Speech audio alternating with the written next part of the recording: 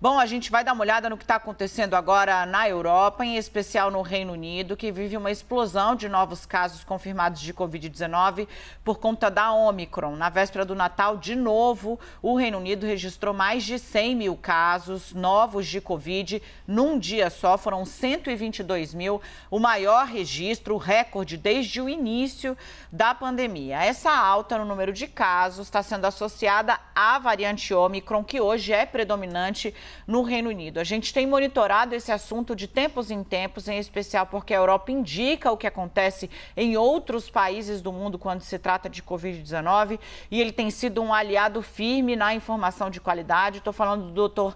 Renato Petracco, ele é cardiologista da Imperial College de Londres. Doutor, muito boa noite, já vejo que escureceu por aí. Feliz Natal para o senhor, agradeço muitíssimo nesse dia 25 o senhor ter dedicado esse tempo ao nosso público aqui e a boa informação no Brasil. Espero que me ouça bem.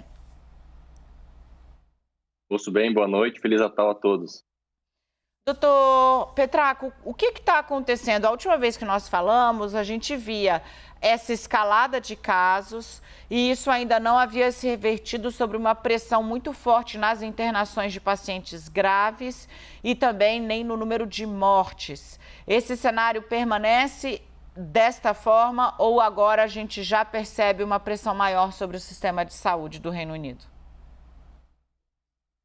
Exatamente, a gente conversou a mesma coisa aqui há 7, 10 dias atrás, e naquele momento a impressão é que os casos estavam começando a subir, que o Omicron ia tomar conta da cepa dominante na comunidade, e foi exatamente isso que aconteceu. Agora é 70%, 80% da doença aqui no Reino Unido é causada pela Omicron, mas como a gente discutiu, o mais importante não é o número de casos diários, mas sim o número de hospitalizações e o número de mortes. E o que a gente viu agora é realmente um crescimento muito grande de casos e de diagnósticos na comunidade causados pela Omicron, causados por um número de testes nunca antes feito aqui. Foram 1,3 milhões de testes na semana passada aqui no Reino Unido, mas por enquanto ainda não se viu nenhum efeito no sistema de saúde que seja preocupante. O número de mortes, o número de hospitalizações bastante estável. É um pouco cedo para ser totalmente otimista e dizer que realmente não vai ser um problema, mas os dados preliminares daqui, da África do Sul, sugerem realmente que essa é uma cepa que vai ter um pouco menos de agressividade, principalmente num contexto de uma população altamente vacinada, como é aqui o Reino Unido, né? Doutor Ricardo Petracco, gente, ele é nosso super parceiro aqui e eu ainda falei, tive a coragem de falar o nome do homem no Natal errado. Então, deixa eu pedir mil desculpas a ele, a você que está em casa. Você já conhece, doutor Ricardo Petracco, é cardiologista da Imperial College em Londres e ele vem nos auxiliando há 2 anos aqui na CNN para entender exatamente o que está acontecendo na Europa.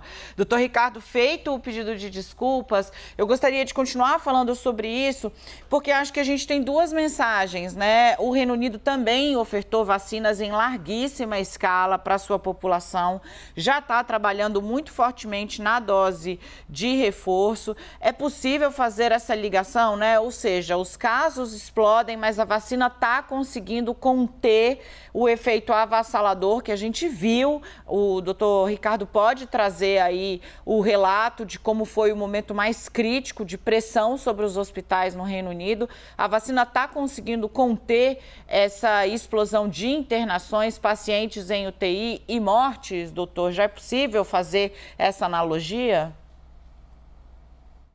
Olha, eu acho que desde a última vez que a gente analisou isso, o grande benefício agora é que não existe nenhuma notícia ruim.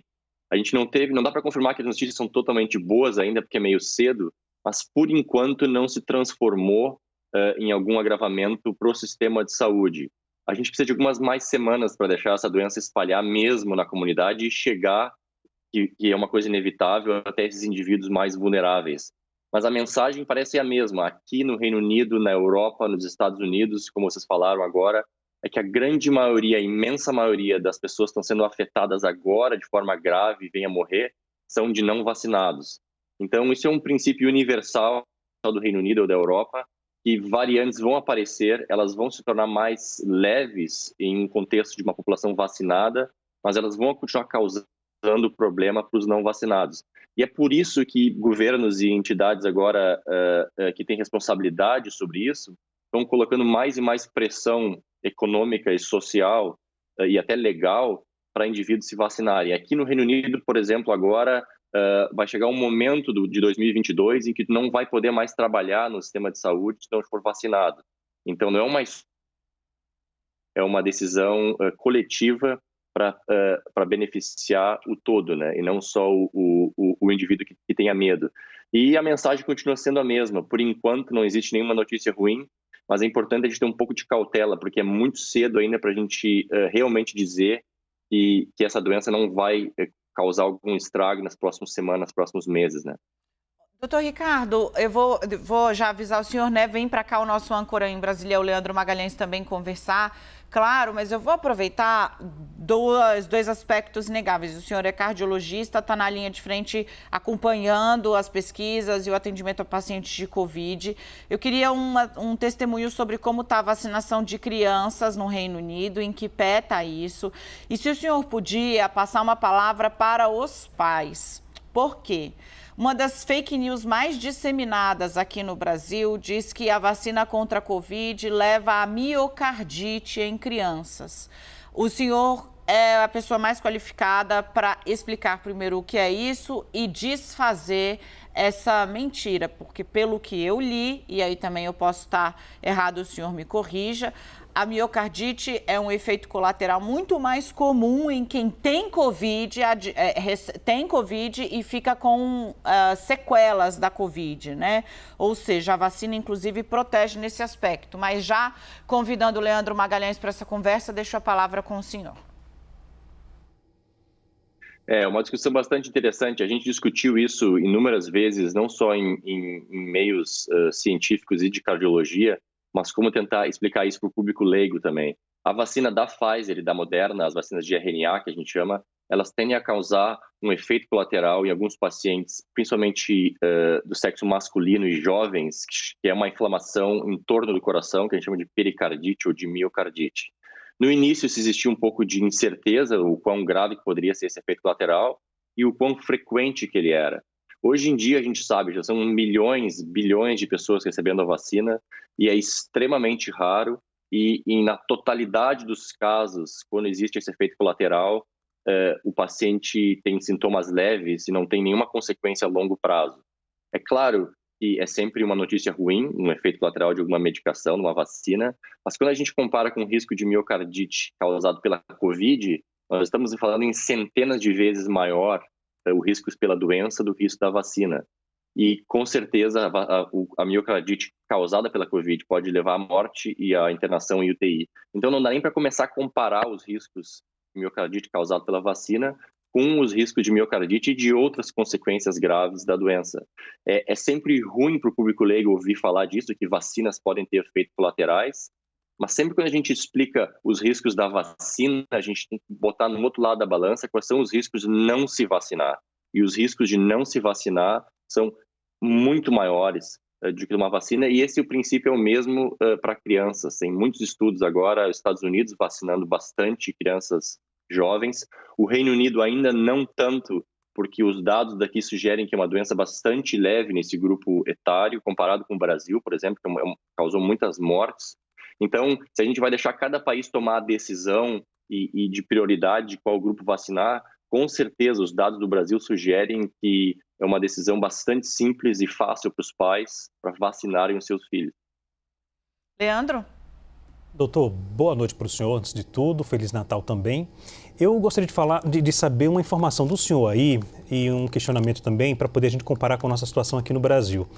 Eu estive no mês de outubro na Itália para cobrir o G20 e em seguida eu fui à Espanha também, a trabalho pela CNN.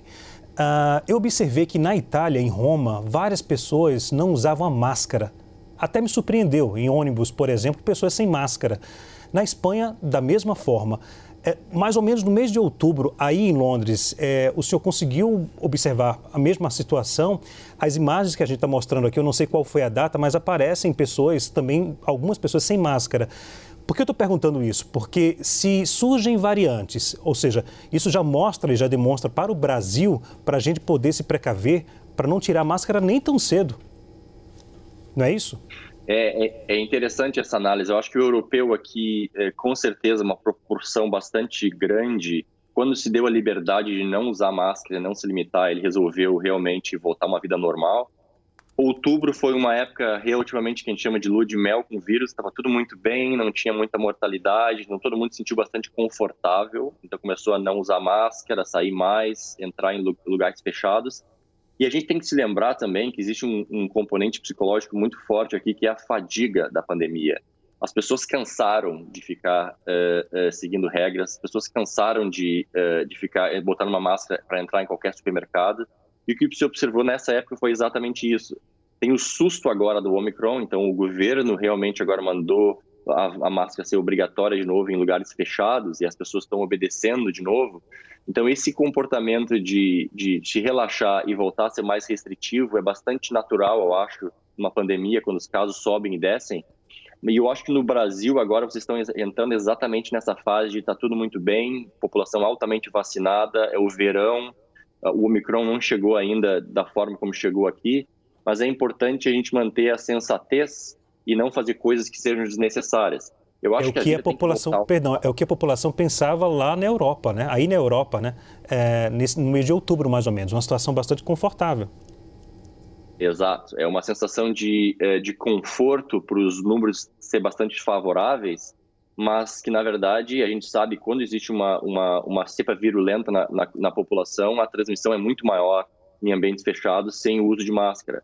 Então, eu acho que é difícil de criticar de forma retrospectiva, mas o governo aqui foi bastante categórico na época em dizer que não precisava mais usar máscara e pode ser que tenha comprometido um pouco no aumento da transmissão para o final de novembro, começo de dezembro.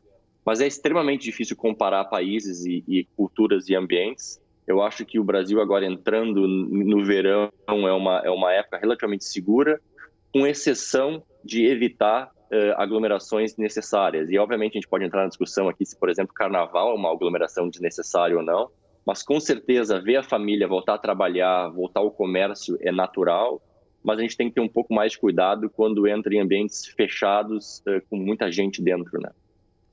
Gente, esse é o Dr. Ricardo Petracco, sempre trazendo aqui uma palavra de facílima compreensão, baseada nos dados da melhor ciência, e ele está na linha de frente, não só do acompanhamento desses dados, mas também do combate à Covid no Reino Unido, na Imperial College. Ele é cardiologista. Doutor, muitíssimo obrigado de novo pelo tempo que o senhor devota aqui ao nosso telespectador e ao Brasil, né?